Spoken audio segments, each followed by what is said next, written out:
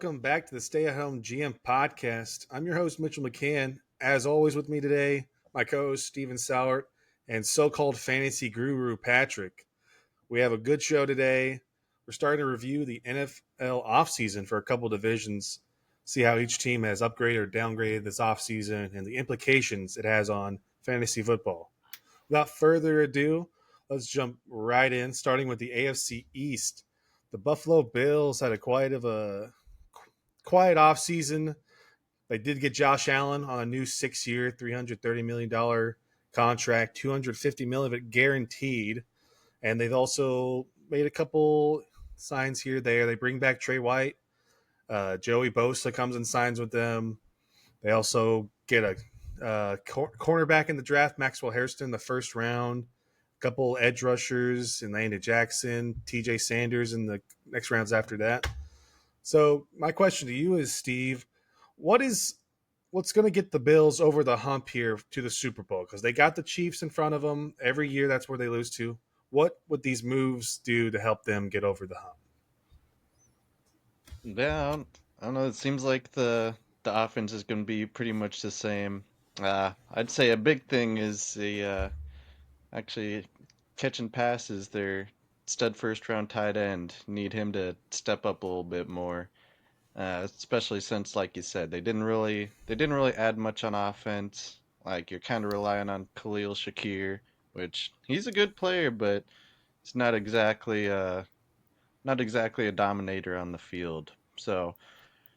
You're kind of expecting the guys you already have to take a step up on offense. And on defense, I mean, like you said, they gave Joey Bosa that 1 year deal, like $12 million. Like it's tough to really rely on him with his injury history, but they need a little bit of a pass rush really going there, and that secondary needs to hold up as well.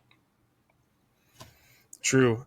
And, speaking of that tight end, they got Dawson Knox there.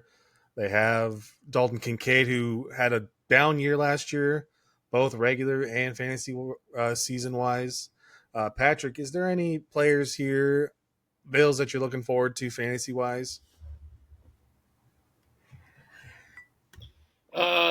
You got your big dogs, Josh Allen, Kincaid, James Cook, but the one I'm going to be looking at for sure, Ray Davis, second year running back. I think he gets a little more action. James Cook wants a new deal. Maybe they say, hey, Cook, we got this guy right behind you, and it's not too bad either. Yes, Ray Davis. Yeah, really. And it's Ray Davis is my main guy. Ray Davis, yeah, good backup running back there. Had some play there, even with James Cook there, so he's solid. They did get a couple cornerbacks, Maxwell Hairston, Dorian Strong in the draft. That secondaries needed a little help there. I just think the offense has always been solid. It's just when the playoffs start, the defense seems to just fall off. I think that's what's going to bring them over the edge for their push towards the Super Bowl. That's what they need to beat Patrick Mahomes, essentially. Now, moving on here, we go straight to the Miami Dolphins here. I mean, they got, I guess, a relatively quiet offseason. No big names, unless you count Zach Wilson. Bringing back Darren Waller, trade for the Giants, bringing him out of retirement.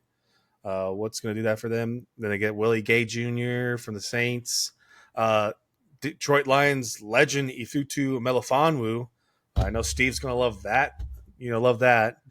And then in the draft, they go get a D tackle, Kenneth Grant, in the first round. They get Jordan Phillips, a safety, in the fifth round as well. Quinn Ewers, seventh round quarterback. They're taking a flyer on from Texas. We'll see what's happening here. And my question to you, Steve, is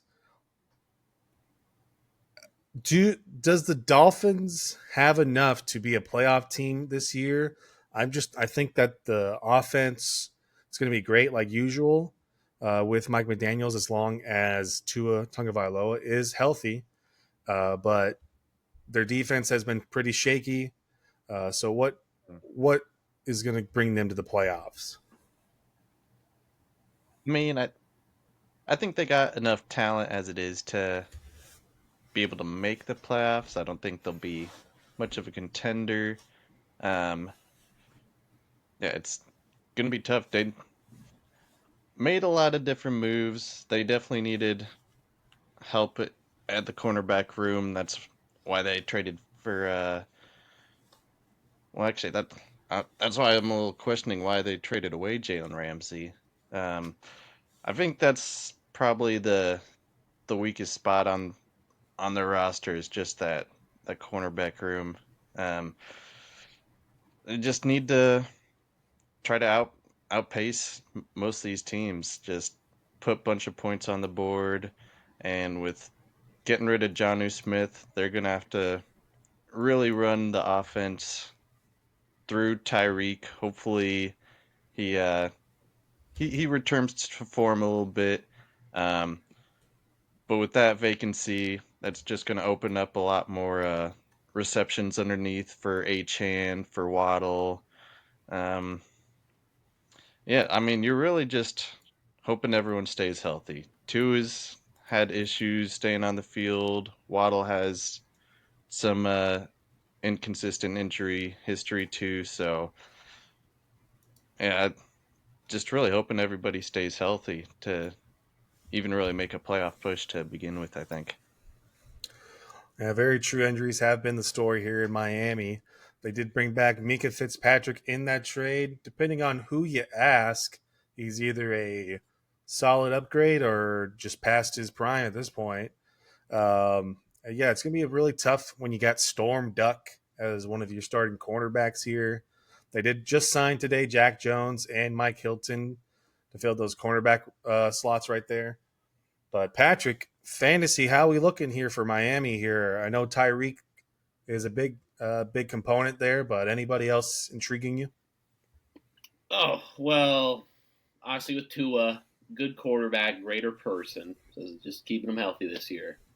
The O line's about the same, pretty mediocre. So it's really just how much are they going to feed Achan with those little gimmicky routes, stuff like that. And Tyreek is the hand better. He still got his legs, but had that wrist hand thing last year. He wasn't that hot. So does he bounce back or not? Everyone's hyped up on Waddle. Is he going to really show out this year or not? Really just Achan, and then who gets that secondary running back role? Is it Jalen Wright, Ollie Gordon? Who knows? They'll be a fun team to watch. Maybe they make the playoffs, but it's really just does Mike McDaniel show enough to really keep his job next year? Does Tua play enough to keep his job next year? So we'll see. I don't know. Should be an exciting year though, regardless. But yeah, like Steve said, the corners are just got a lot of old guys they're signing. D line, I'm excited though. Apparently, Chop Robinson, he's been looking better. The veterans are hyping him up. So, second year guy might be doing better. And Kenneth Grant, big fella. Heard he's got some good legs on him too. So, that's a fun guy to watch. So, I'll be watching the D line on defense and watching the whole offense a lot. But should be a fun year.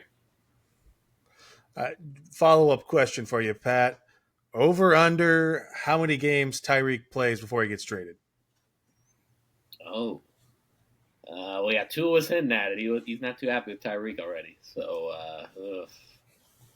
I had to give it an over under on the games.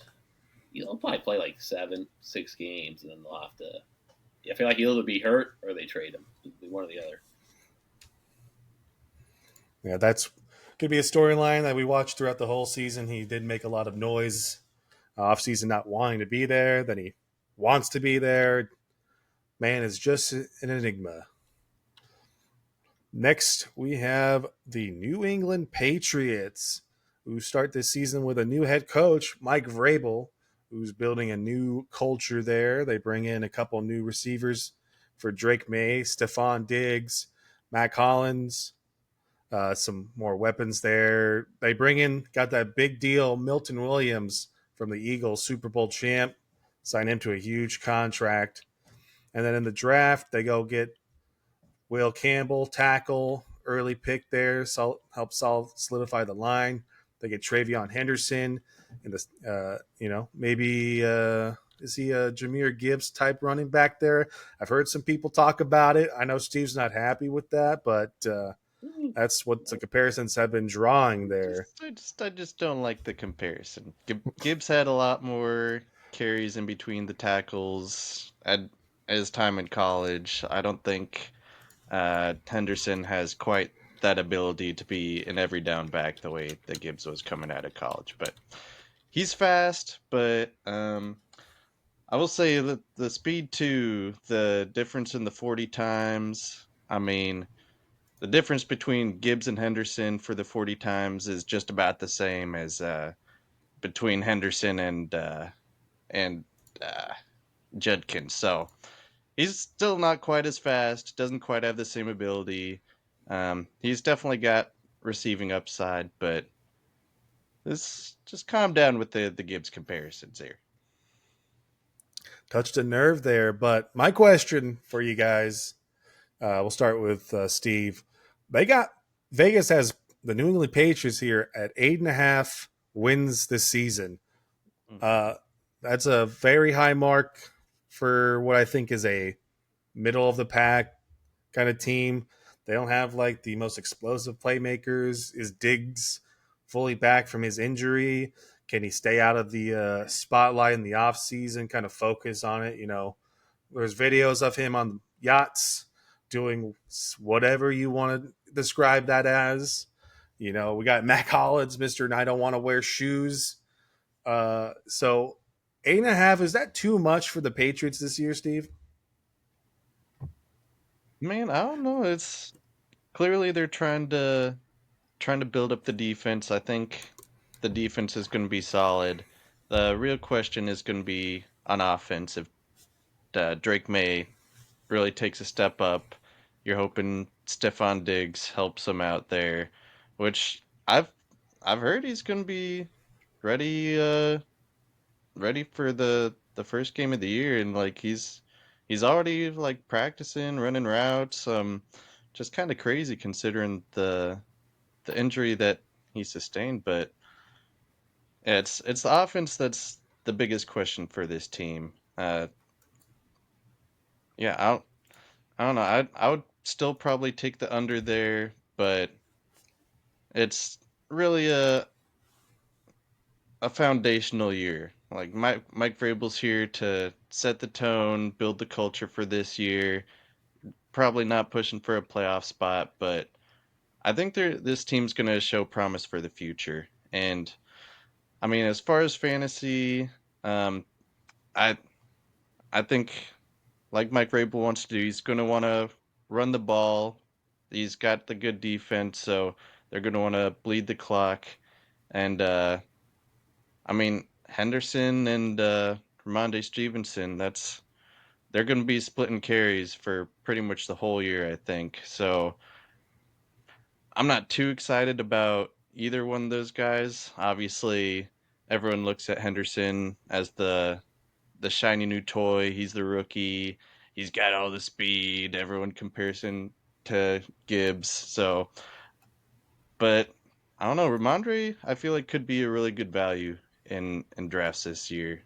Because, like I said, I think it's going to be closer to like a 50-50 split, and Henderson's going way higher than Ramondre is. True. Stevenson did have a bad year last year. He had 6 fumbles last year. Is that going to put him in the doghouse again? Will Henderson see a bit more run there? Patty, we'd liken anybody in the Patriots this year for a good breakout or possibly just someone that you should look out for. Yeah, everyone wants that Drake May breakout. I'm not seeing it yet, but if he's got a target that's going to break out, it's Demario Douglas, little shifty slot guy. I think second year guy again. I think he has a good year. So yeah, that's my breakout guy for the Patriots. And then you said the over under was it 8.5, 7.5? 8.5.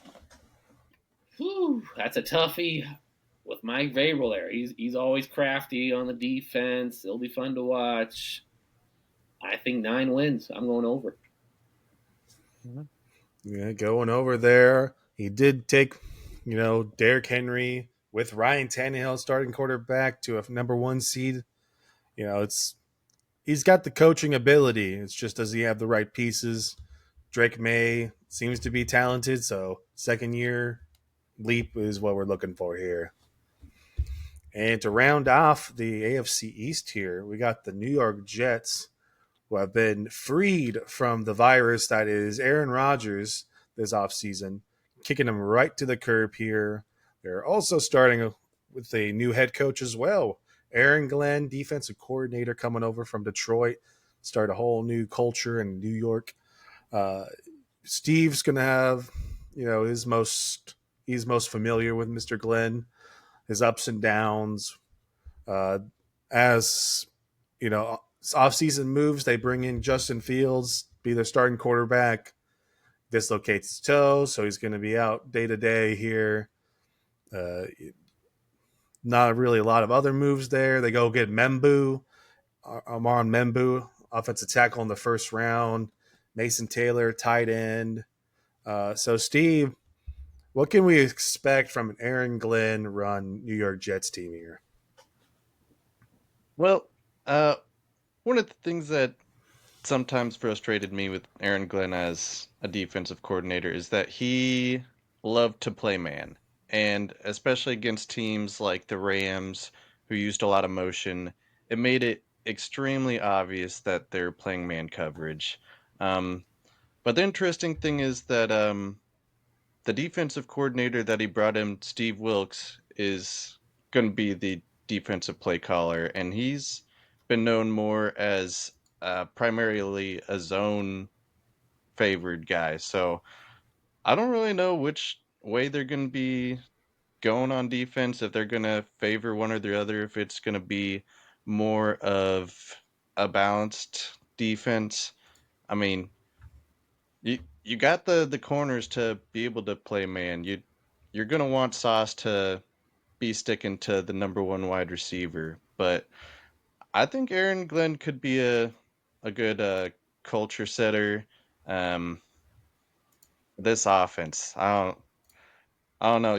You're really hoping Justin Fields does with Garrett Wilson what he did with DJ Moore and just pepper him with targets, because the rest of this wide receiver core is not looking too pretty. I mean, they even brought in Josh Reynolds, also a former Detroit Lions player, so he has familiarity with Aaron Glenn, but I think he might get like close to like 500 yards, depending on how well Justin Fields throws the ball. But yeah, it's gonna be the offense that caps the upside of this team here. All right, Patty. With Justin Fields at quarterback, does that gonna lower or higher the ceiling for Garrett Wilson and fantasy wise? Fantasy should be great. They'll just force feed him, DJ Moore vibes from a few years ago. But this is a big year for Justin. I'm getting a little worried. He's drafted by the Bears. They don't develop him. Goes to that Steelers team. Starts off okay. Beat the Raiders that 1 week, and then they just bench him. And now he's going to the Jets. They're great at developing quarterbacks. So uh, they're kind of a stealth tanking team for me. Like, what if they finish worst team in the league? Does Arch Manning come out? Does he want to be on the New York Jets? I don't know. So I feel like if they start off slow, that's an obvious they start stinking. Justin Fields gets benched somehow. Who even is their backup? Tyrod Taylor, exactly. So that's a stealth tanking team, in my opinion. But Fields should be good for fantasy. I'm looking at him, and then Garrett Wilson, he'll be good. Week to week guy, might be a little inconsistent, but he'll get like a 15 target game here or there, and you'll be pretty happy. Yeah, I think the some reason Brees Hall hasn't been talked enough about is he going to have a solid fantasy season. I just don't know who the offensive coordinator is and what system they want to run there. I feel like they're going to be behind in a lot of games with that lack of talent offense, but they'll still be in enough due to how their defense does. So I think he'll still get peppered with targets as well. But they have New York Jets set at 6.5 for their win total. I like Justin Fields personally, but it's going to be really hard to see them winning more than 6 games. So I'm going to go under there. You guys have any way feel about the 6.5 for these teams, Steve? Yeah, I mean, I think the 6.5 line is a pretty good one. Uh, since you brought up Brees Hall, I feel like most teams in the league nowadays want to go more running back by committee, and I think that's probably the way the Jets are going to be going with this team. And yeah, I think that's definitely going to cap his upside. Patty?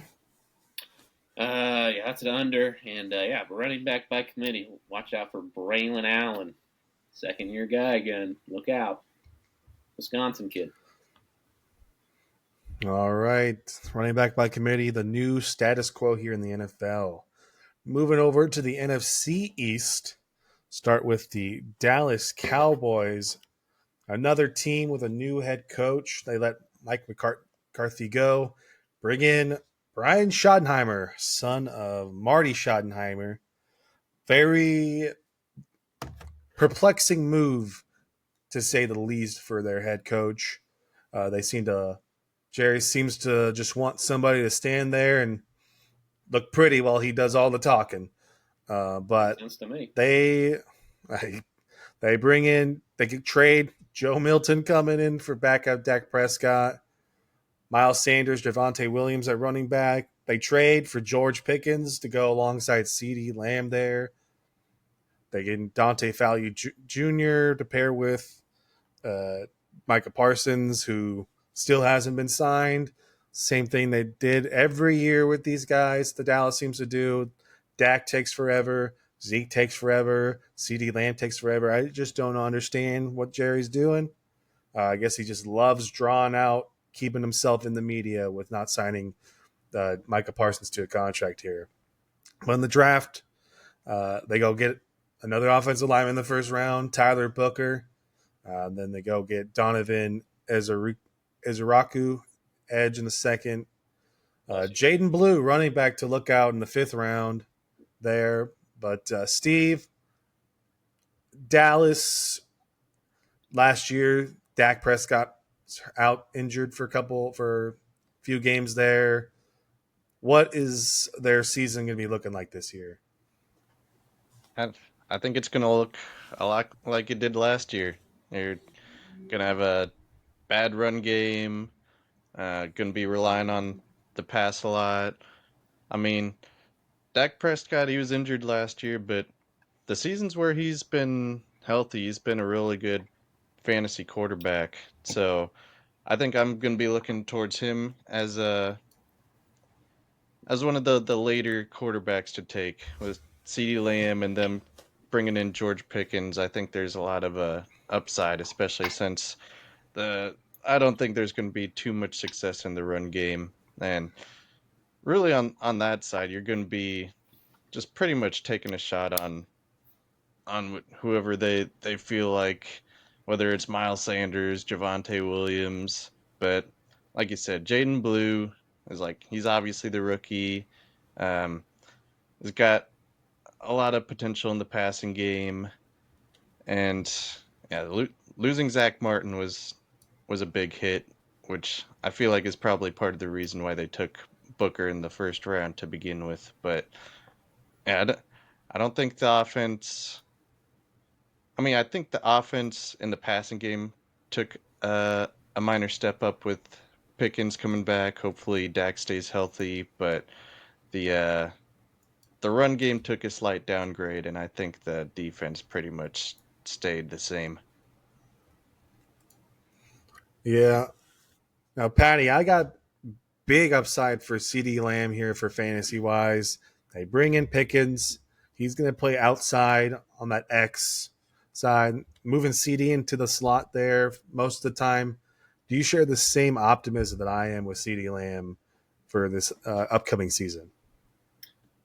Yeah, he has that upside, but no, I don't have much optimism for any Cowboys players. They're just kind of just putting on a show every year, make their profits. It's kind of hit me a few days ago. They're kind of just like the Yankees.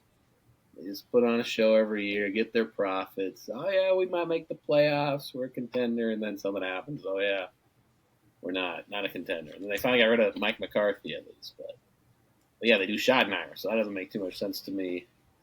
If I need a sleeper on the Cowboys, I got nothing really. I'm not looking at any Cowboys really. Javante, I'm out. Dak, I guess if you forget to draft one, you pick him up. I just don't want the running backs, wide receivers. Pickens, yeah, but Lamb, I'm looking at other guys. I'd rather have some maybe second year wide receivers over Lamb for sure. Yeah,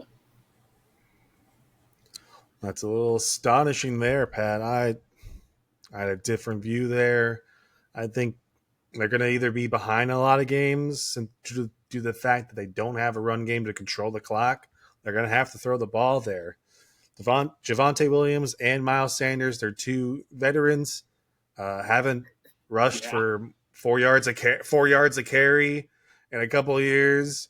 Miles Sanders had that one year in Philadelphia behind that O line that made him some money in Carolina, but just I think expectations in Dallas has gone down though. It's at least Tempers are for going up normal though. I got people. Pickens. Yeah, more Yeah, tempers. no, tempers up. For normal people, they don't. No one's expecting the Cowboys to playoffs or anything like that. But What do you mean by that? just like every year, Cowboys fans believe this is the year. So we'll see. It could We'll be. see what they do. Maybe. Moving on to the other New York team, the New York Giants signed two veteran quarterbacks in Russell Wilson and Jameis Winston. They already gave the starting job to Russell.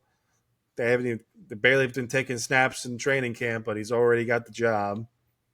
Very confusing to me.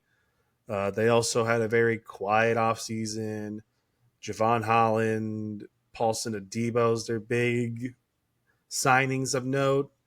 But the draft was where they wanted to go. They go get Abdul Carter in the first round, big guy. Uh, you know, very disruptive. They're basically calling him another version of Micah Parsons.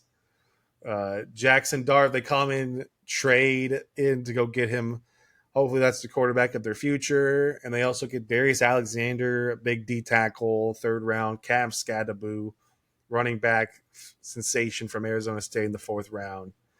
So, Steven, over under for you. Russell Wilson starting games this season. 7.5. What are you taking?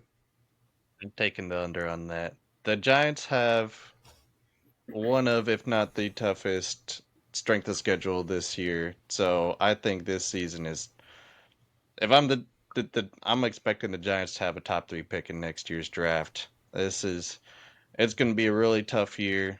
They've they've got some talent on the defense, on the line there, bringing in Abdul Carter. Um, but yeah, I don't think Dayball's gonna be able to pull out a miracle here. It's I'm really looking to see how Cam Scadaboo plays. He's gonna be an interesting running back for the future. He's got receiving upside. He's a bruising back, so you're expecting him to get some goal line carries. We'll see how much work they give him this year, but I think that this whole team, I'm just looking for the future, and other than neighbors, I don't really want anyone on this team.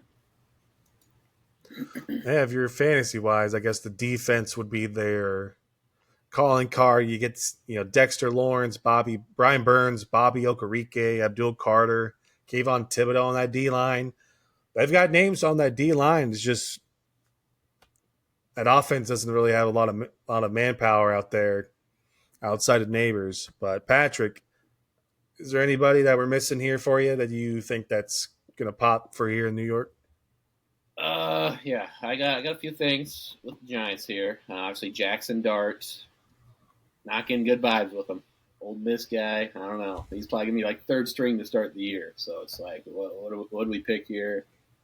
Gonna remember that Hard Knocks offseason scene where the Joe whatever guy, the GM, said we don't need Saquon. The owner came in. So yeah, Dayball, all of them, they're on the hot seat. It's even hotter this year, so that's gonna go great. Yeah, Malik Neighbors, I like him. Huge upside this year. He's a first round guy for redraft. And then Cam Scatabo, little inside info here. Last school year, the teacher next to me, classroom next to me, she taught him at Sac State. She's a math teacher. She said, "Hey, he was a great student, so I'm getting some Tua vibes. Good player, greater person." So I'm avoiding him. He's not gonna be that good. Tyrone Tracy, he's the guy you want. Yeah, she was like in a staff meeting. I want him next year for fantasy. I'm just sitting in my head like, yeah, you can have him. He's gonna be like an 11th round guy. He's not gonna be doing much. But I got a big prop bet here. $50 right now. Either one of you take this. Over under half a touchdown for Devin Singletary this year. When you're Running taking back over, three. Oh, which one are you taking? Over Which one are under. you taking? Oh, I'm over. That's my guy. I mean, I think it's easy over. I think it's easy over. What about 1.5? I think One and a that's. half. They just can't. Dayball can't quit Singletary. Nah, 1.5 tutties, Man. huh? What? You go over on that? I think we're gonna have to, after the pod, we're gonna have to lock down some details there. But I'll do half tutty. Anybody wants that? 1.5. Yeah, text. We'll work on that. yeah, anybody want text Patrick's and email, Snapchat, whatever you gotta do, take that over under. Oh, He'll one be more waiting thing. Everyone's waiting on Theo Johnson. Look out for Thomas. Thomas F. Thomas Fedone. Something like that. Rookie. Sleeper. Thomas Fedone, the second tight end. Yes, they're 7th round pick. 7th round pick. Look out. Theo Johnson, it's starting tight end, but we'll see there. Moving on here to the Super Bowl champions, Philadelphia Eagles. They lost a couple pieces. Milton Williams, Josh Sweats gets traded. Another not as big as an offseason last year with Saquon coming over. They get another running back, AJ Dillon, for depth. Harrison Bryant, tight end. Kenyon Green, they trade with Houston for a guard. Not the flashy offseason. The flashy stuff was more in the draft when they get Jahad Campbell, linebacker, late in the first round. Talk about a steal. Howie Roseman just seems to know how to GM the shit out of everything. He just knows what he needs to do. Steve, Philadelphia coming off the Super Bowl, what do they need to do to go back to back here? I think they just need to stay the course. Just do what they did last year. I mean, they lost Milton Williams, but they still got plenty of talent on that defensive line. I mean, they had 2 rookie corners in the secondary last year. You're expecting them to improve on what they did and get even better. So, I mean, the defense is one of the best in the league. The O-line, it's still going to be one of the best in the league. I mean, they're just gonna be able to do whatever they want. Tush Push didn't get banned, so that's still an advantage they have on their side. Yeah, it's gonna be a good year for the Eagles probably. I'd say fantasy wise, the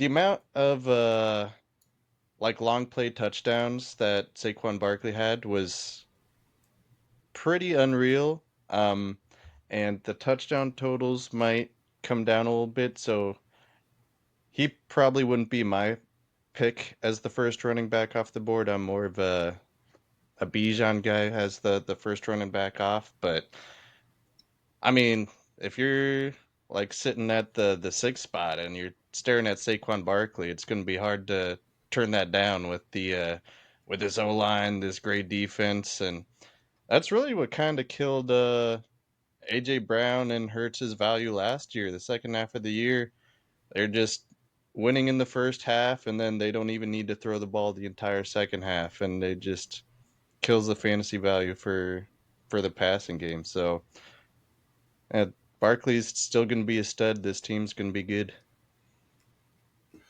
True. They do start over with a new offensive coordinator, though. Kellen Moore left to be head coach of the New Orleans Saints. Kevin Patullo, I believe is that's how you pronounce his name, going to be new offensive coordinator. First time offensive coordinator, long time coach in the league, though. Been coaching since '03. So we'll see how that changes up. But Patty, a lot of big names in that Eagles team: AJ Brown, Devonta Smith, Saquon, Jalen Hurts, Dallas Goddard, even. Just who's gonna really pop out there? Is Saquon just gonna keep on lowering the value this year, or do you see possibly AJ Brown, Devonta Smith maybe moving up? Yeah, so you got Saquon, he'll ground and pound him. Love the scheme, but then they kept the tush push, like Steve said. So who's going to get those rushing tutties? That's how you win your week 6 weeks. So you do the Hurts Saquon stack this year again. I don't know, maybe. But then does AJ Brown? He's still one of those top dogs. He's still have that juice. He's getting a little older. He's another crash out guy. If he's not getting fed, you'll know about it. So does Devontae take that next step, or maybe he's a little too polite? I don't know. Maybe AJ Brown keeps that one A spot, and then Devontae's just kind of a T Higgins guy. So, but no, they'll be a great team this year. And then playoff wise, they got to look out for the Niners every year. Commanders, maybe Jalen Daniels, maybe he can have a game against them. But NFC, that's probably their two main threats, I would say. Commanders in the division, and 49ers. Uh, Unless you want to, Lions or something there, Steve. But nah, I'm not seeing Pat's not seeing it there. Philadelphia going to have another solid season there. I believe they have the it. No second game. most over under here, 11 and a half for their win total. Mm. It's going to be 1.5. really 11 and a half. Yeah, 11 and a half over under. That's a lot. They're tied with the Ravens and the Chiefs there at second with 11 and a half over under. Their Bills 12 and a half over under. I think that's going to be a juicy bet for some people there.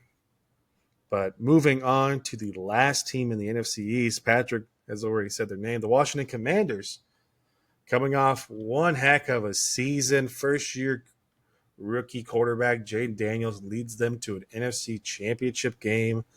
They thrashed the Lions in the division. They toughed out a one with the Buccaneers in the wild card, but end up to lose to the eventual champs, Philadelphia. They even tried to stop the tush push by sending a linebacker jumping over the line. But this year, just more about keeping the status quo, trying to give Jaden much weapons as he can. The CJ Stroud method from last year. They trade for Debo Samuel for the 49ers, see what juice he's got left. They also get Laramie Tunsil from the Texans to beef up the O-line. Then there's just a lot of more, veteran presence. Eddie Coleman Jr., Sheldon Day, Javon Kinlaw, D tackles there. Bring in a veteran, Von Miller, to really help out the rookies there, the just young players in Washington. And in the draft, they go get another tackle, Josh Connerly Jr. in the first round, get a cornerback in the second round, and Trey Amos. And Jalen Lane, a wide receiver in the fourth, who could be a factor this year, depending on whether or not Terry McLaurin is unhappy with his contract situation still. So, Steve, what can we expect from the Commanders this year? And is Jaden Daniels heading towards a sophomore slump or continuing his rise to a top 10 quarterback? Well, I think he's already top 10, but an established top 10. Yeah, well, like you said, they're still in contract disputes with Terry McLaurin. I think a lot hinges on that, whether he plays with the team or not. If he's still with the team and he plays the whole season, I think Jaden Daniels is going to be solid. He's going to be able to build upon what he did last year, especially with the improved offensive line. I really liked the philosophy that the management took this year, bringing in, like you said, Laramie Tunsil, drafting the offensive tackle Josh Connerly in the first round. Really want to build around your young quarterback, and but really on defense, it's really the same problems that they had last year. They were one of the worst rushing defenses in the league. You lose Jonathan Allen. Like you said, they brought in some other defensive linemen, but really aging veterans. Like maybe you hope Javon Kinlaw really steps up. But I think the plan of action is going to be to just try to outpace most of these teams, make them throw the ball more than run it. And I mean, as far as fantasy goes, um, Terry McLaurin didn't really have a ton of targets last year. I think it was like less than 120 targets, and he was able to really produce really well, a lot because of the touchdown numbers. And it's that's one of the stats where it's like it's not exactly the stickiest exact, especially considering the Terry McLaurin's past stats as far as touchdown numbers go. So it's tough to really rely on him as like a top tier fantasy option. Um, but I think I really like Brian Robinson. Um, they're going to use him a lot around the goal line. I think he's going to get like double digit touchdowns. He's not going to be getting the passing work. That's Eckler's job, but uh, I think the Commanders are set to be a playoff team. I don't know if their defense is good enough to be considered a contender, but it's going to be an exciting team to watch. True. Terry McLaurin had 117 targets last year, 1,096 yards, but he did have those 13 touchdowns. But there's not a lot going on here. Zach Ertz was their second leading receiver, 91 targets, 654 receiving yards. Noah Brown hurt. Uh, De'Ami Brown's gone. So we'll see what that wide receiving core is looking like. Patty, how are we feeling fantasy wise for the Commanders this year? Jaden Daniels, probably one of the top five quarterbacks off the list here. Yeah, I mean he will be, but I think I'd rather have Hurts over Daniels this year. Call me crazy. Little sophomore slump, maybe. I don't know. Well, who knows? Maybe he's gonna have another big year. Wide receiver wise, though, got a new fella in the group, Debo Samuel. People, had a down year last year. People said some tough stuff about him. He's overweight, too big. Was he a tight end now? No, he was banged up last year. He's on a new team now. So I'm kind of curious, is he washed? Is he getting a role each week? And then, like Mitch was saying, the rookie, Jalen Lane, he's a shifty slot guy. So I used to listen to the Todd McShay show on the work every day, podcast. So he'd always hype him up. He likes Jalen Lane. So we'll see. I'm kind of hyped for those wide receivers. Like Mitch brought up, they kind of kept the wrong Brown. De'Ami Brown goes to the Jaguars. He might be the wide receiver two there. But we'll get that there on another episode. Save that for later. So yeah, who's Jaden Daniels going to throw to? Is Zach Ertz really the guy still a tight end? People like the second-year tight end Ben Sinnott, but I don't know if he's ready or not. And McCaffrey, Luke, maybe he shows something. Who knows? So it should be a fun team this year. Running back wise, I'm kind of staying away. You got Eckler, you got that rookie 7th rounder, you got Brian Robinson. So a little too much on the plate there. Fantasy wise, for really the skill positions all around. Yeah, Brian Robinson Jr. is just unfortunately he has to play with Jaden Daniels, so he will have some touchdowns taken away. And since he's not the passing back, he's not going to get a lot of receiving. So, you know what to expect there. But the Commanders over under 9.5 this year. Last year they were, I believe, 11 wins. they have unfortunately had to play the same division as the Eagles, so they don't get the benefit of being in a weak division. They had 12 wins. My bad, I undersold it. So they had 12 wins last year. 9.5 over under is a pretty big step up here for what they were projected last year. So anyone want to take the under there, or do they think that they're just gonna have the over here? I'm taking the over. Uh, yeah, it's probably an over unless you think Jaden has a CJ Stroud type sophomore year or something. I mean, that still was a division win for the Texans there. Now we are moving on to the AFC North. The Baltimore Ravens. Again, they also very quiet offseason for acquisitions. Pick up veteran DeAndre Hopkins uh, to go along, Zay Flowers, Rashad Bateman. They also pick up another vet Jair Alexander, cornerback from the Packers. People love that pick. If you haven't watched the past 3 seasons where he's been hurt almost every year, uh, and they also get Jacoby Awuzie as another corner. But their big splashes were in the draft. They go get Malachi Starks, safety, to pair him with Kyle Hamilton. And Mike Green in the second round, man, was projected to go first round. But some off-season, off-the-field issues was the reason he fell to them in the second round, which, what a steal. Uh, they get another tackle, Emory Jones, in the third. They're starting over with a rookie kicker, Tyler Loop. They got in the sixth round. Now that another massage parlor thing with Justin Tucker happened.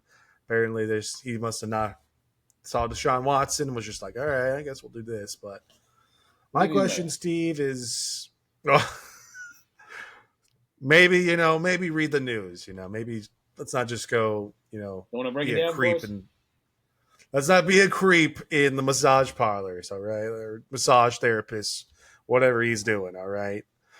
But Steve, question to you here: just another year for Baltimore. They got some studs on defense.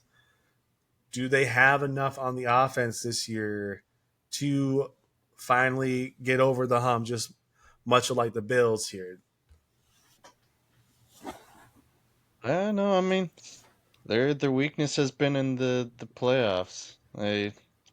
People saying Lamar's a choker in the playoffs. I mean, they also have a tendency to not run the ball the way they should be. So I think they really just need to really rely on the defense, keep giving Derrick Henry the ball, and even though Henry's no spring chicken anymore, I'm still just as confident in him fantasy wise. And I mean Hopkins, I'm not. He's pretty much irrelevant to me at this point. They signed an extension with Bateman.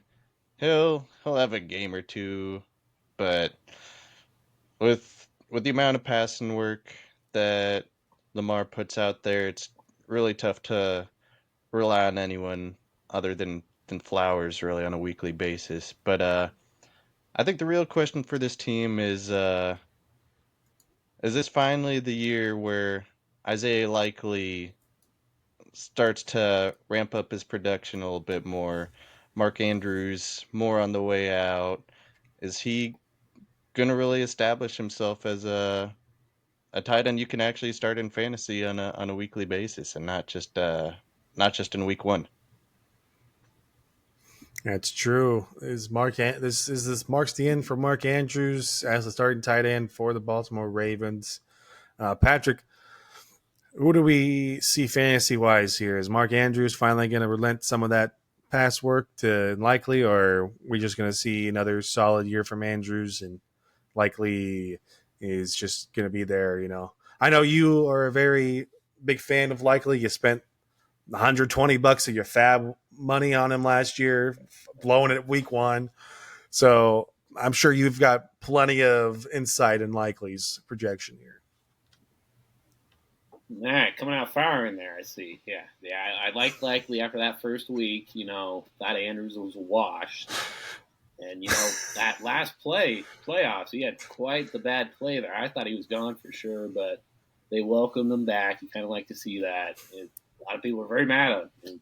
Big drop there in that 2-point conversion or whatever. But yeah, it'll be interesting. Mark Andrews, he didn't really do much half that year, and then he gets the tutties in the second half of the year, so he kind of had an okay fantasy year. But how likely does likely get into that first role? I don't know. It's kind of a coin flip. I'm just staying away. Give me a different tight end. Don't want to deal with that week to week. Same with the wide receivers. Zay Flowers. I'm okay. We're good. We got someone else. And then running back, yeah, King Henry. He'll be fun to watch. And Lamar, Steve says he's a choker. Don't know about that. I think he'll have a good year this year. Harbaugh will reel him in come playoff time. I got Ravens. They're my Super Bowl pick this year. Oh, early prediction there. Super Bowl pick for the Ravens for Patrick. I think more of the choker was due to his early playoff not success, his failures. His past couple seasons, 2023, he's 3-for-1 touchdown interception ratio, 4-to-1 last year, 74 completion percentage. So I think his choker label is slowly coming off. I think it's been more play calling this past couple off seasons. You get Derrick Henry in there, and for some reason you decide that I guess we don't want to give him the ball. Let's pass the ball a shit ton of times. So I believe that they just need to have a solid game plan going in, or maybe they hope the Bills or some other team takes out the Chiefs so they don't have to play them. Moving on, Cincinnati Bengals. Offseason of them just finally paying the piper. 4-year, $161 million extension to Jamar Chase and a 4-year, $115 million extension to T. Higgins. Jerry Jones syndrome over here, paying him way too late. Now they're overpaying for 2 stud wide receivers, and they still have a stud edge rusher waiting to be paid that they refuse to give any money to. They barely just signed their first-round pick, Shamar Stewart, to his contract after some language in the contract wasn't satisfactory to him. They lost a couple linebackers. Their defense is absolutely in shambles. They fired their defensive coordinator, Lou Amarillo, and they hired Al Golden from Notre Dame.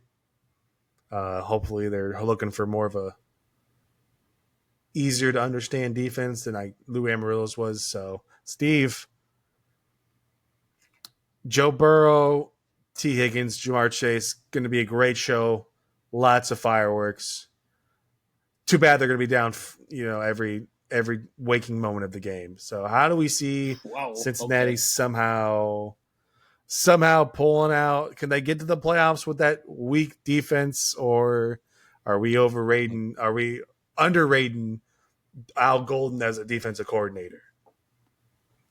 I think they can make the playoffs, but I think their biggest problem has really been starting the year. They've started off ice cold the past couple years. I mean, losing to the Patriots week 1. How do you do that? The Patriots were a terrible team. That absolutely should not have happened. That If was with they Jacoby Brissett too, not Drake May. if they actually get off to a good start, then I think and as long as the Joe Burrow, Jamar Chase stay healthy, then I think they can be able to pull together enough wins to make the playoffs. But yeah, this defense is a dumpster fire, especially if they don't bring back their stud edge rusher. And like you said, Al Golden, his defensive scheme is supposed to be more simplistic, easier to understand. So hopefully they're hoping the new players they're bringing in is gonna just more bend don't break mentality for the defense. But yeah, for fantasy, this is just a gold mine. I mean, Jamar Chase and Joe Burrow, that's probably the best stack in fantasy. T. Higgins is going to be a good player. Chase Brown was really showed out last year, and even at the end of the year, Can't deny Chase Brown anymore. yeah, at the end of the year, he was even displaying that he could be a decent pass catching back, especially considering how often they were passing the ball last year, and even even Gesicki when T Higgins went down for a little bit, Gesicki had his moments. So there's a lot of meat on the bone for fantasy for this team, but as since the defense is just so shoddy, it's hard to really see him making a deep playoff push. I mean, Patty, just like Steve said, there is a gold mine in fantasy there. I want to know your thoughts on their other wide receiver they have, Andre Yoshivash. Do you think he's going to be relevant fantasy wise? Yoshivash had his shine last year. Jermaine Burton, he's a sophomore guy. He kind of had a screw up year last year. A lot of people are out on him. He's a young kid. He's gonna have a bounce back year this year. He's gonna take the reins here and there from Yoshivash. But you guys are hitting that Chase Brown. I wasn't denying him last year. I was just saying Zach Moss is a guy. So he's on the pup again. So we'll have to rain check it again another year here. But they took a rookie, seventh rounder, Taj Brooks, running back. He's getting some hype already. Watch out for him. But I'm all over Joe Burrow. He's a top 3 quarterback in real life for me. And Steve was saying they start off slow every year. Joe Burrow's going to play more preseason games, he said. So they're kind of on it now. They're kind of solving that riddle there. So yeah, give me Joe Burrow this year. He doesn't have that rushing upside, but come on, you have to watch him every week. Just chucking it to Chase or Higgins. You get one of those two with a stack, you're probably making the playoffs, probably. So fantasy wise, at least. Yeah, Chase Brown should be a good little running back there. But if you get Chase Brown, just get Taj Brooks there like round 14. Get his back up at least. Got to get the handcuff. Definitely going to be a light show in Cincinnati. They're going to need every bit of that firepower to win these games. Now, heading over to Cleveland for the Browns. Yep. They just seem to just ooze loser mentality here. They go Deshaun Watson out for the year, so they got to bring in remains of Joe Flacco. Whatever they can salvage out of Kenny Pickett. Deontay Johnson, I'm sure they're trying to add to that wide receiving core, but he hasn't been the same since he left Pittsburgh. Nick Chubb's gone, so it looks like Ford's going to be getting all the carries here. No. But, they had also had a little spat there with Myles Garrett in the offseason. He wanted to be traded to a Super Bowl contender until owner comes down and says, I don't know, you want this $40 million contract? He's like, I guess I could stay around a little bit longer. I mean, maybe. We'll see here. But they go get Mason Graham in the first round, big D tackle from Michigan. Trade down. They also that was nice. I liked it. Trade. Yeah, they went to get some more picks. Quinshon Judkins, running back. We'll see if he even gets to play on the team. He's got his off the field issues. Harold Fanon Jr. tight end from Bowling Green, could be a solid piece behind Njoku. But they also got the other 2 rookie quarterbacks, Dylan Gabriel from Oregon and Shadur Sanders from Colorado. Big name there. A lot of high people saying that's the greatest steal in the draft. They got a first-round quarterback in the 5th round. Not as high Shadur as most people, but, someone's got to start for Cleveland. I guess 40-year-old Joe Flacco's going to, and they're not going to have a good year. So these rookies will get some playing time.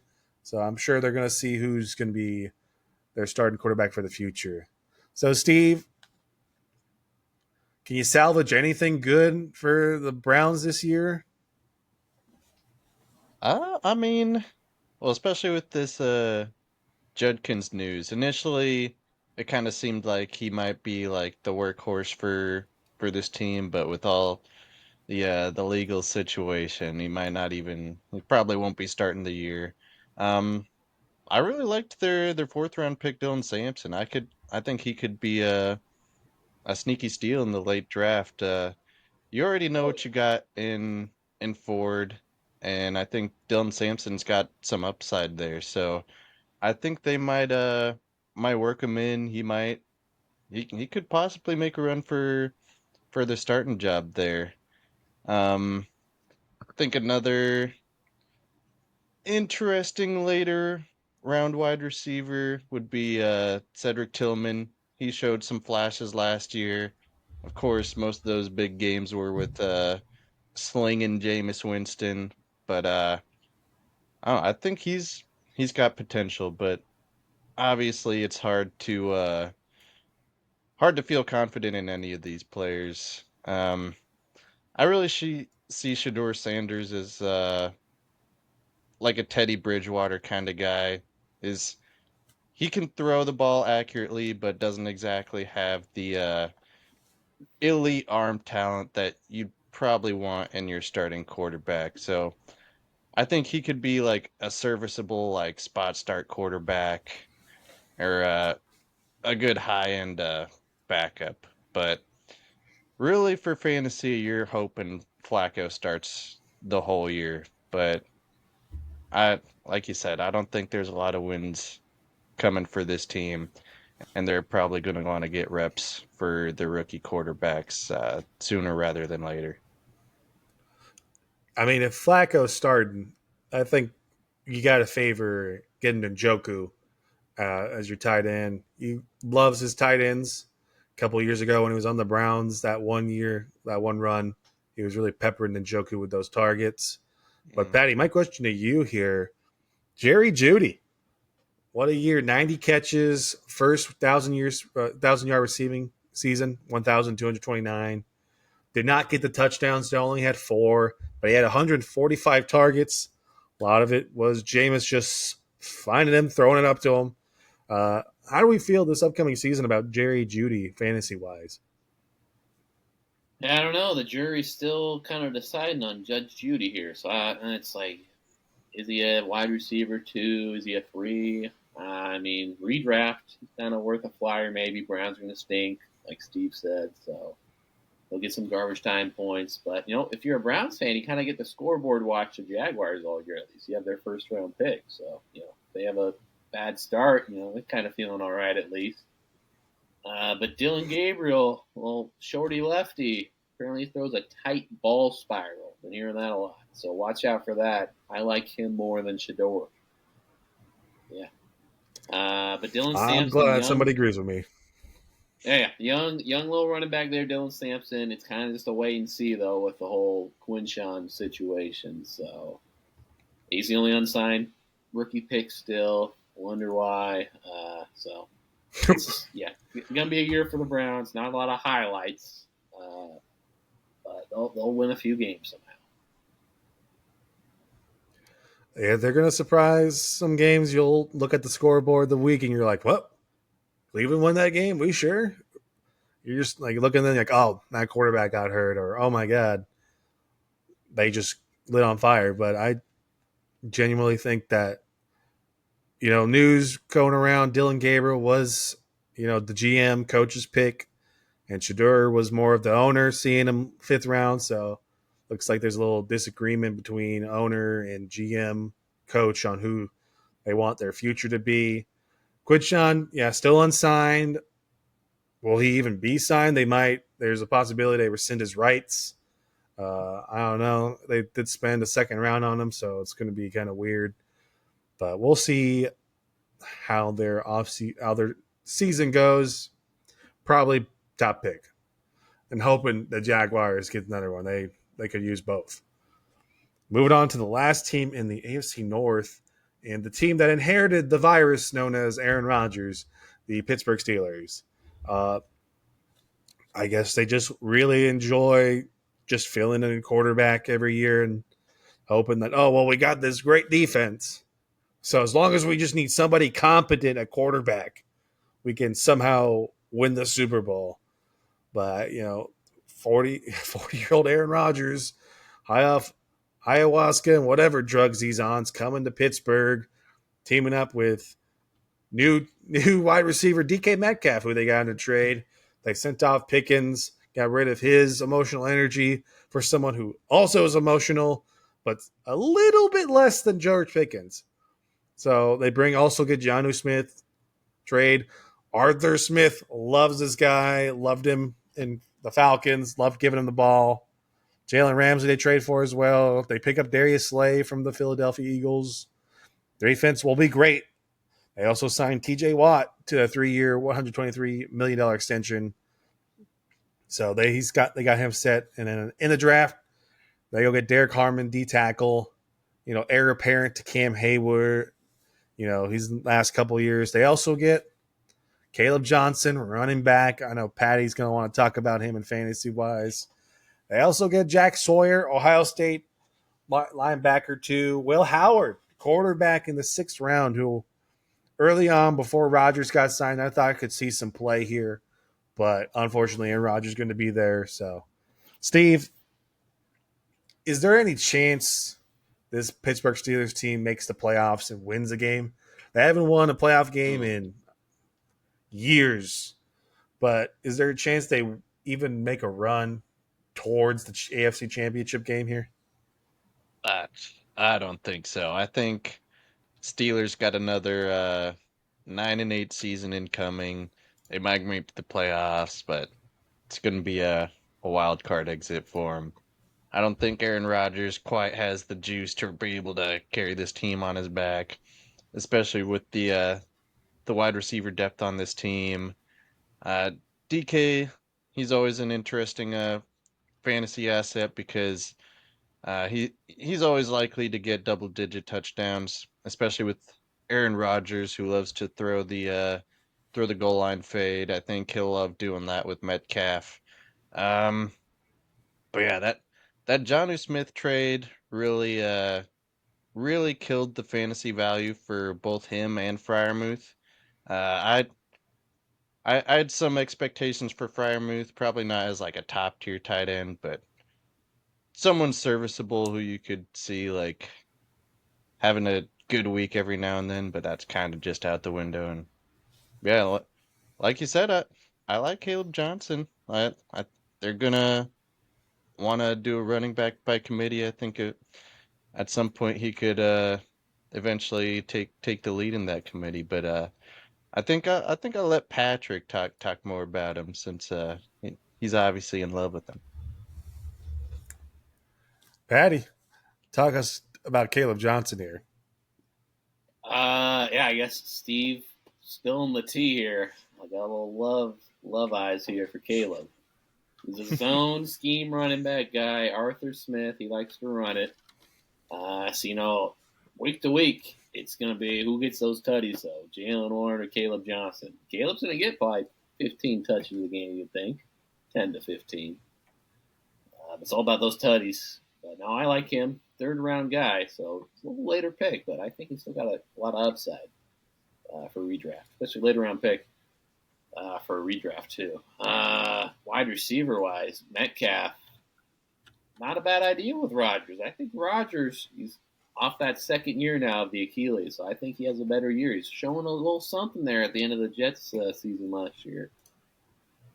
So I'm liking the Steelers, but it's just a tough division. So fantasy upside, Rodgers late flyer, little bye week fill-in guy, but I'm looking at Caleb for sure. I like him. But then, yeah, Jonnu, Freiermuth, just a nasty split at tight end. Leave that alone for someone else. Yeah, Patty loves him so much. He's got him in his dynasty team. Open at one point to pair Genty and Caleb Johnson as his starting running backs there. Really liking the future there in Pittsburgh, running back wise. Unfortunately, their quarterback future is always cloudy since they refuse to ever fail under 9 wins and get a top pick. Moving on to the NFC North here, to another season of the offseason darlings, the Chicago Bears. They go trade for 2 new offensive linemen, Jonah Jackson and Joe Tooney. They also signed the center Drew Dalman as well, really beefing up that O line for Caleb Williams. I didn't hear a lot of talk about the offensive line last year in the offseason. All I heard was all about the shiny toys he got to play with. Keenan Allen, Roma Dunze, DeAndre Swift, and that defense is going to be solid. So I never heard nothing about the O line, but they got the O line. Hopefully, will be better than last year, which wasn't good. They gave up 68 sacks on him. In the draft, they also get Colston Loveland at tight end. Really pair him with Cole Kmet. They also get Luther Burden the third in the wide receiver room. Second round hasn't really lived up to Ben Johnson's standards so far. We'll see how he fits in next to Odunze and DJ Moore. Steve, no, you don't like talking Bears here as a Lions fan, but what's the Bears season look like if everything goes absolutely perfect? Yeah, well, I mean, yeah, this probably one of the tougher divisions in football right now. The NFC North and the AFC West are probably the two toughest ones right now. So it's not going to be an easy schedule for the Bears. Um, like you said, they've got a solid defense. They didn't really lose much on that side, so that's going to be pretty solid. And it's really, yeah, a lot of this season riding on Ben Johnson, and if he can get the most out of Caleb Williams here. Like you said, they brought in Drew Dahlman, Joe Tooney, Jonah Jackson. So they solidified the offensive line.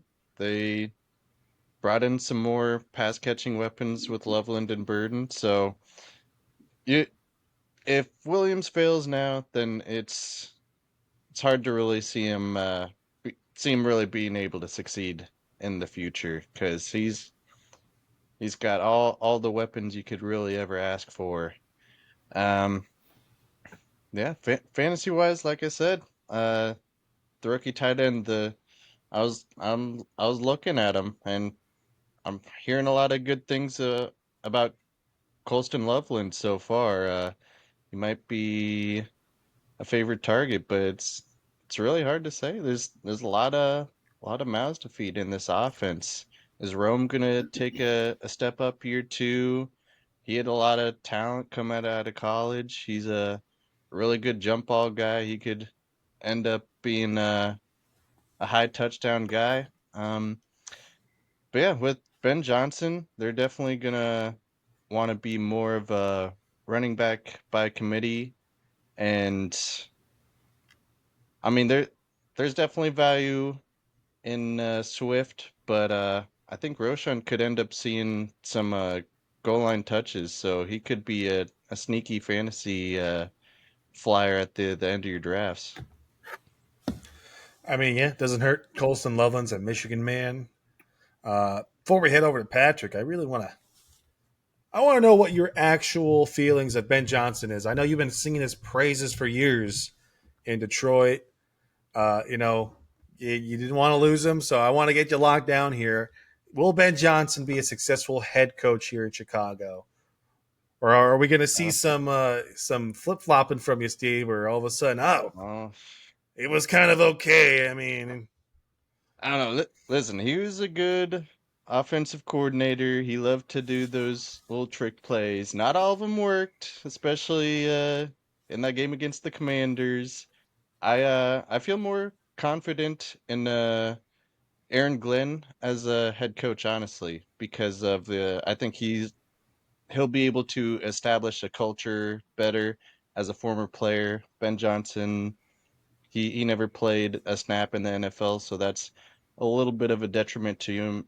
He might be better as an offensive coordinator as a head coach, but we'll see. I like this Bears roster, so it I like I said, we'll see if he's able to get the most out of Caleb Williams here. alrighty, Patty. Is there any value here in the running back room for Chicago? I know Swift's still there. They got Roshan Johnson, I know.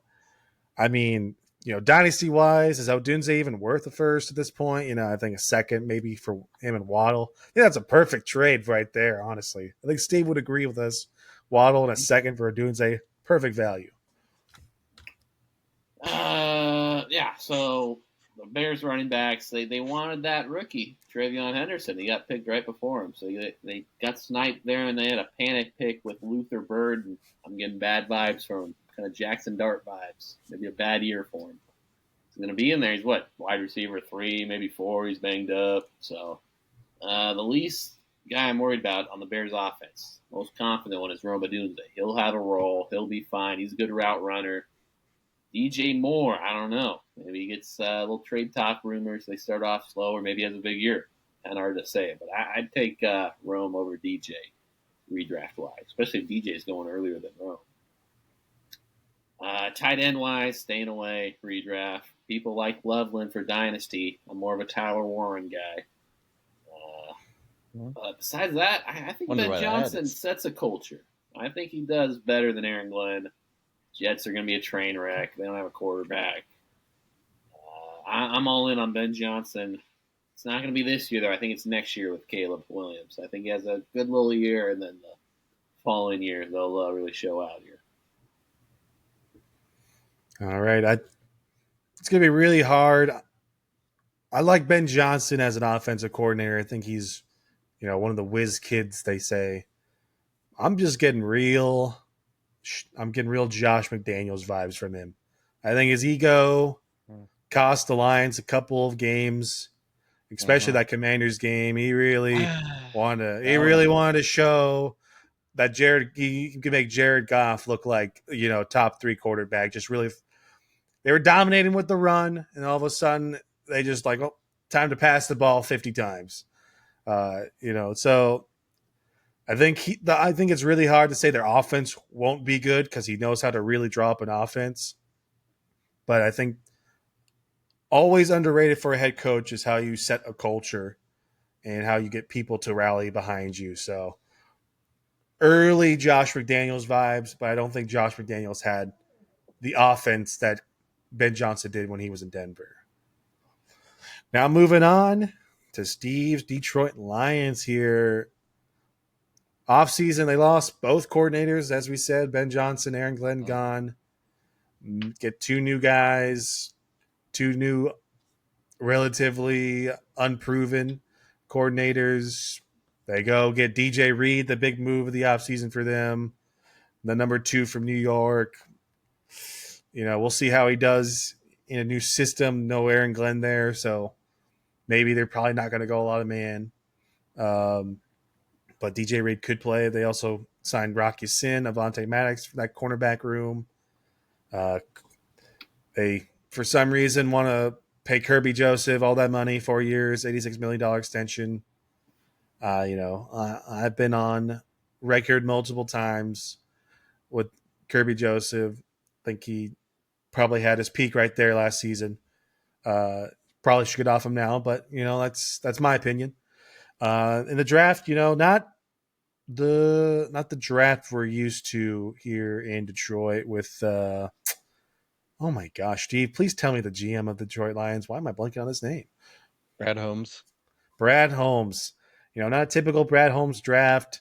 First round they get Tyreek Williams at D tackle, not the pick we were looking for. Mike Green was there, edge rusher, a lot of edge rushers. They need one with they got Aiden Hutchinson coming off the injury. Tate Rutledge, guard in the second round. I know Steve likes Isaac Tesla, wide receiver in the third. But, Steve, why don't you just paint us a picture for Detroit season this year? I'm sure you've got your machinations and you see how it's going to line up for us. Yeah, I mean, this team, most of the main players are still here. The biggest hits were obviously losing Frank Ragnow to retirement and then losing Kevin Zeitler. So the interior of the offensive line is not going to be quite as dominant as it was in years past. But I think there's still enough talent where it's going to be a top half for the line. Um, but I think with those losses, they're not going to be able to pound it in on the goal line as much as they're able to. So maybe a little bit less touchdowns from Montgomery and Gibbs, and maybe a little bit more touchdowns going Laporta's way and Amon-Ra's way. So I'm higher on Laporta this year. I kind of got burnt last year taking him in fantasy, but he's definitely got tight end or touchdown upside. He's always going to be involved in the passing game.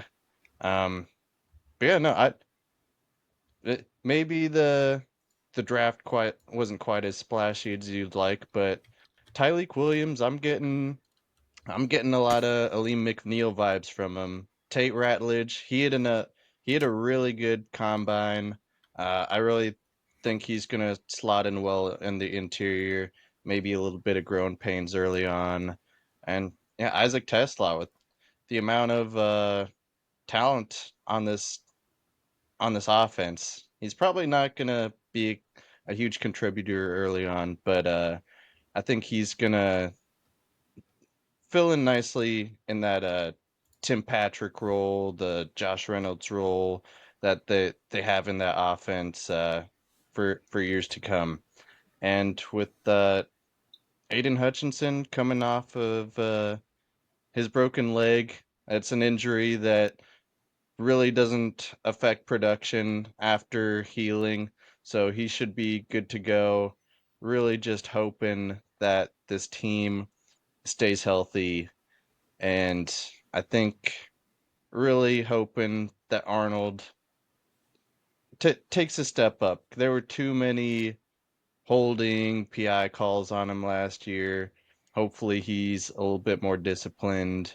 Um, like you said, they brought in DJ Reed. They lost Carlton Davis, so I say that's about a net even, maybe a slight, very slight upgrade. But no, you got a problem with Kirby Joseph. He's clearly displayed that he's got ball skills, and that's really what you want from a safety. You want someone who can create turnovers, and I think he'll be worth that deal. And if you really look at the details of it, I don't. It's not that bad. So I still got high expectations. I think they'll still probably win this division. All right, Patty. Fantasy wise, you got a lot of people to choose from here. Do they finally go Jameer Gibbs RB1 and give him more carries than Montgomery, or are they still going to split him? Yeah, I have no idea. So I'm staying away from Lions, really. Got two new coordinators there. Amon-Ra St. Brown. I'd rather have two sophomore wide receivers over him for sure. And then the running backs. I like Gibbs, but you want that first round pick on him, or you just want to get someone else? I don't know. I But think wide I'd prefer receiver Genty wise, over him, honestly. yeah, I don't know. Maybe Jenny's a little more reliable, I think, week to week. But then wide receiver wise, I think this is Jamison Williams last year in Detroit. Free agent next year. I think someone overpays him. Lions are like, you got to pay everyone else. Sorry. So looking forward to that. See what he does week to week. But I think he's gone next year, and then that's why they took Tesla. He'll try to slot in there in that role. Mm. That's what I'm thinking. I mean, yeah, very unfortunate. You lose two coordinators same time. If you go listen back to the early days of the pods, I was telling Steve they got 2 years. Really make a run here. Their contracts are coming due here. Jared Goff's new contract's going to start next year. They just signed. Uh, they signed Amon Ra, Penei Sewell. They still got Hutchinson to sign. If Jamison Williams has a great year, still got to sign him. Jameer Gibbs coming up, of course. Not all the money can go everywhere here. So, I guess that a broken fibula and tibula that just heals perfectly, and Hutchinson's right back to where he was last year. really taking advantage of third string right tackles, really bumping up sack production in one game. Sheesh. But they need edge rushers. They still need someone on the opposite side of him. Zadarius Smith they traded for last year's not back, and even if he was there, he was past his prime. He's in his old age. Will Lee McNeil come back at full health? Anzalone, I've been hearing, is not happy with his contract either. Haven't got a lot of movement on that. Has Jack Campbell done enough to show Dan Campbell that he could step into where Anzalone is? Depends on who you ask. I think Anzalone is a very good middle linebacker in this league, and Jack Campbell still needs a little bit of seasoning there, but they're still going to be really good offensively as long as the offensive coordinator just kind of takes some notes from the last guy. Their defensive coordinator, Kelvin Shepard's been there since 2021, so he's been under Aaron Glenn's tree this whole time. So we'll see what he takes from Aaron Glenn and what he improves on. But they'll still be a good team. It's really hard in this division. I think every team's got a pretty good claim on could they win a division. I don't think there's going to be any easy wins in this division. That's for sure. I will say Move. too, the new offensive coordinator, John Morton, he was here with the Lions 3 years ago, so he's got some familiarity with the offense. So I don't think it's going to be quite as difficult a transition period. I think there will be a little bit of growing pains in the first couple games, but I think they'll be pulling it together by midseason at the very least. I mean, they went 15-2 last year. I don't think they're going to get anywhere near 15 and wins, Nah. but they'll still be pretty solid. Moving on to another Green Bay Packers offseason where they just don't like to give out any money. Uh, Big signing, I guess, would be Isaiah Simmons coming over from New Aaron York, and Banks. Aaron Banks, Nate Hobbs. Not a lot of pizzazz there, I guess. More just solid pieces there, especially with Nate Hobbs. They need to replace Jair Alexander, who's left. And then in the first round, they go finally pick a wide receiver in the first round. Matthew Golden coming in from Texas to that. I don't know how to explain that wide receiver room because they're all solid wide receivers, but not Hmm. a number one. Could Matthew be a number one? Maybe. We'll see. They also got Savion Williams in the third, another wide receiver, and then just another couple tackles. But, I think the main story here is, can Jordan Love just be consistent for a whole year? He's been up and down with his production, whether it is just weeks where he's throwing bonehead picks, and then the next week he's throwing beautiful balls down the sideline. But Steve, Green Bay here, they're young. They're relatively young for their team. Matt LaFleur is still a great head coach, offensive coordinator. What do you see Green Bay doing this year, playoff wise, season wise? Do they even make playoffs? I don't know. This is a really tough division, and it's really hard to pick the order for it. But honestly, just based off of the weakness in the cornerback room, I think a lot of teams are going to be able to take advantage of the Packers, and I think they might even be the worst team in this division. It's like I said, it's really tough to say. It's a tough division, but yeah, this wide receiver room, it's pretty crowded. If I was to take a bet on any of them, it would probably be Reed. He's shown that he's had the most upside. He's not coming in as a rookie. And the thing with Matthew Golden, he had a really good 40 time at the combine, but on the field, he doesn't quite show that speed, so maybe he develops more as a deep threat, takes more of that Christian Watson role.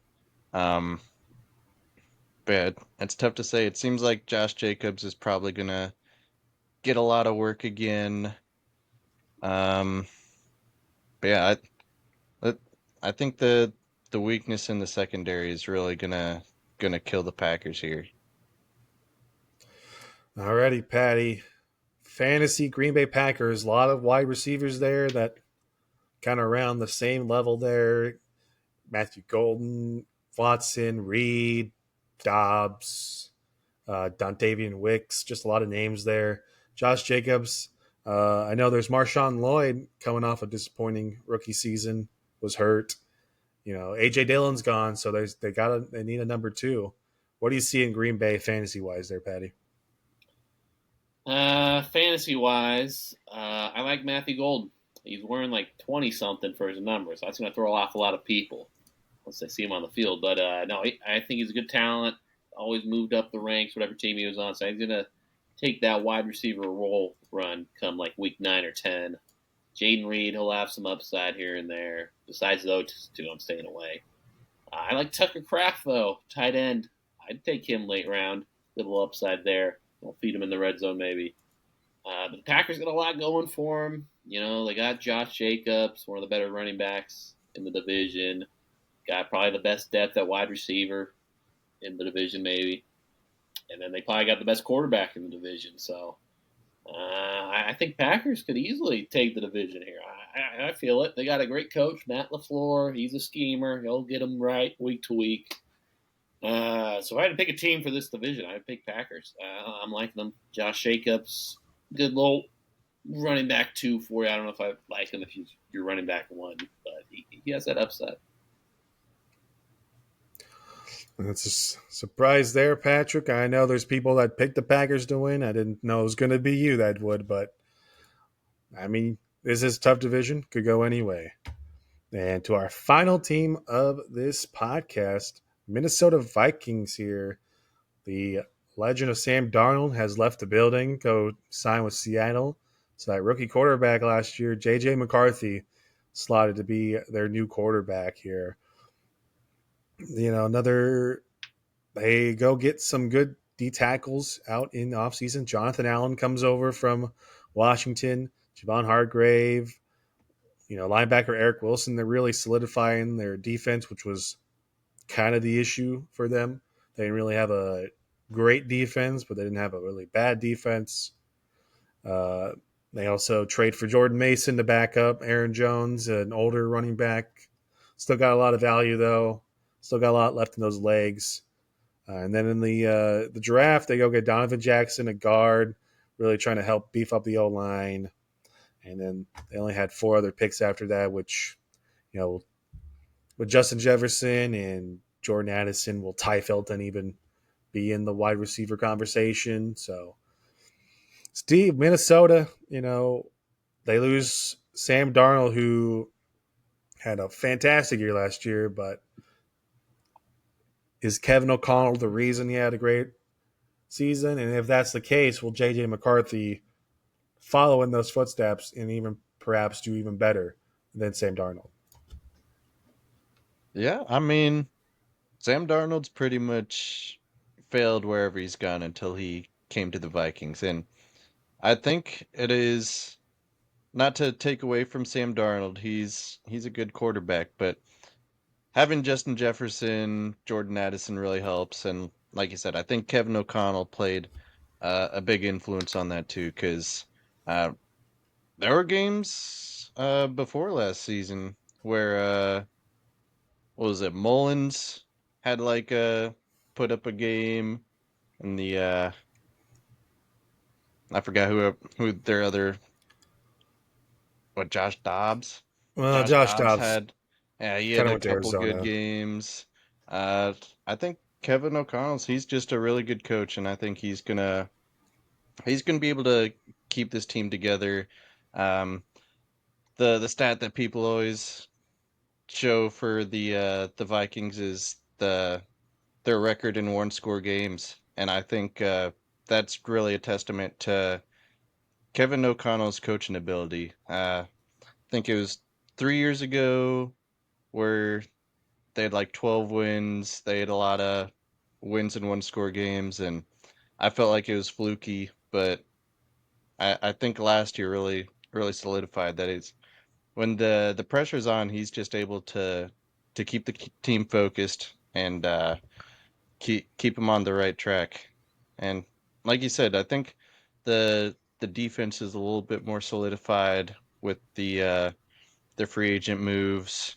They traded for Jordan Mason, who's going to be who really showed a lot of promise when he was on the 49ers, and I think McConnell can get get a lot out of him, especially with the Aaron Jones aging a little bit more. They gave Aaron Jones the most work he had in his entire career last year, which is kind of crazy considering where he's at in his career. So it's definitely going to be more of a committee backfield this year.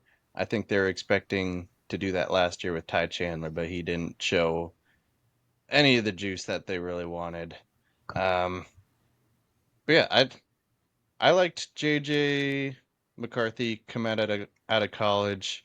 Um, it was definitely more of a run scheme in Michigan, so he didn't really have to throw the ball as much. But with Justin Jefferson and the amount of talent they have in the passing game, I think with O'Connell they'll be able to get it together. All right, there's Patty. Does Justin Jefferson's value here in fantasy take a hit with JJ coming in, or is he just going to continue to be number one wide receiver uh, production as always? I mean, he'll be a top five guy, but if you want that wide receiver 1-1, he's probably not the guy this year. JJ McCarthy, they'll have to baby him here and there. Steve's saying, Sam Darnold didn't do much anywhere he went. 49ers gave him the ropes. Kevin O'Connell really showed him how to handle those ropes. So I think JJ might need a little year here. I don't know. Maybe it's like a 8-9 year or whatever, something like that. He's gonna have some like 2 or 3 pick games, and Jefferson's gonna be upset. Jordan Addison's gonna want to, be upset after the game too. Hawkinson, I don't know. Don't know how we feel about him. I'm kind of like wishy washy on him. It's really those running backs. I'm kind of tempted to just take both. Take Aaron Jones, Jordan Mason, figure it out come playoffs maybe. But I don't know. Vikings are tough division, tough spot. You got a second year rookie coming off that ACL. I'm out. He's out on them, and like Steve said, one score games last year. They were in the positive. That's always due to every next season's due to regress. Will JJ show his potential as a starting quarterback in the league, or will he just be another guy? But Kevin O'Connell's got great play calling, so it's going to be really hard to gauge whether or not he's good or bad, unless he really shows it. But that's all the time we have today. Thank you, Patrick and Steve, for another great podcast. Thank you all for listening in. And that's going to do it for us. I'm Mitch McCann with the Stay-at-Home GMs, Steven Sowert, Fantasy Guru Patrick. We will see you all next time.